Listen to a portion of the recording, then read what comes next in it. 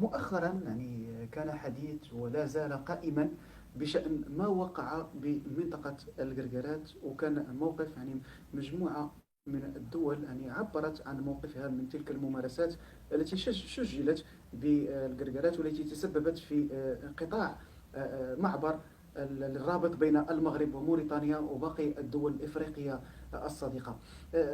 ونقطة أخرى، المغرب سجل عدد من المكتسبات الدبلوماسية التي تتجلى في افتتاح عدد من القنصليات في الأقاليم الصحراوية المغربية بمدينة العيون والدخلة. فكيف تبعتم هذه الأحداث القرقرات، وما موقف روسيا من قضية الصحراء المغربية؟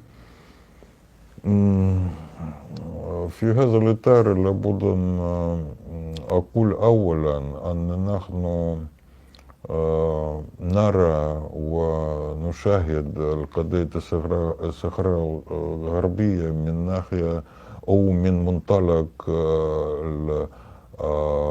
منطلق وضع روسيا الاتحادية كعضو دائم في مجلس الأمن الدولي، وأيضا عضو في ما يسمى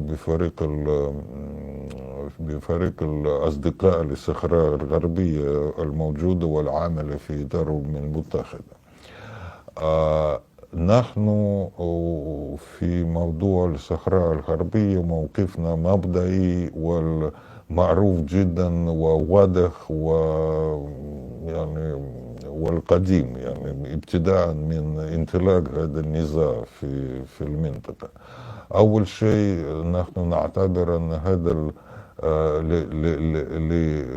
لغاية اليوم هذا النزاع الإقليمي طال طويلا، ولابد من بذل جهود، وكل المعنيين سواء كان مباشرة أو غير مباشرة لابد أن يقوموا ما في وسعهم لتشجيع الحل العادل والنهائي لهذا النزاع.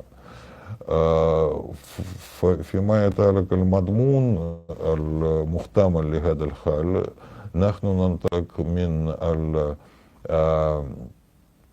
القرارات المناسبة للمجلس الأمن اللي تمثل الأساس والأرضية القانونية لإيجاد الحل.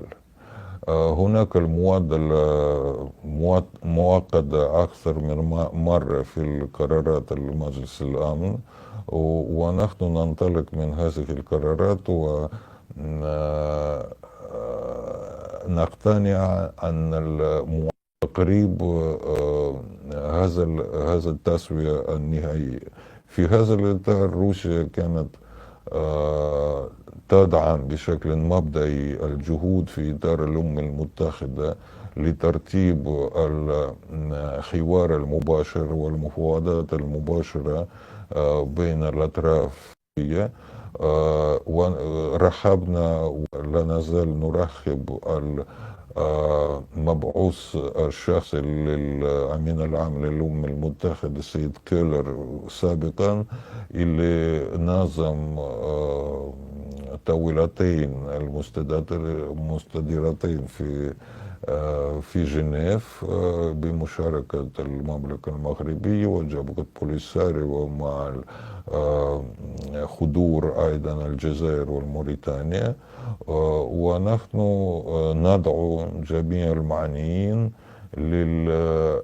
للتعيين المبعوث الشخصي للأمين العام في موضوع الصحراء في أسرع وقت ممكن، وتجديد العملية السياسية لإيجاد الحل في أسرع وقت ممكن أيضا. مقترح المغرب، ما رأيكم في المقترح المغربي في حل هذا النزاع المفتعل؟ بتعرف، نحن نفضل أن لا ندخل في تفاصيل هذه المعادلات النهائية، من منطلق أن كل التسويات وكل التفاصيل لازم تساغ ولازم تناقش وتتفق عليه من قبل الأطراف في النزاع أنفسهم.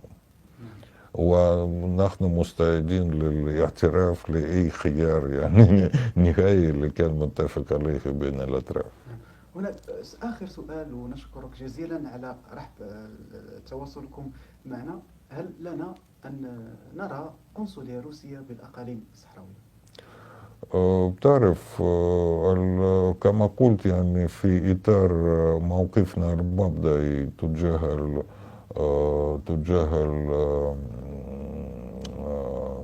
قضية الصحراء الغربية، آه، كل الأعمال يعني عملية وكل الخطوات العملية في هذا الخصوص تنطلق من هذا الموقف المبدئي.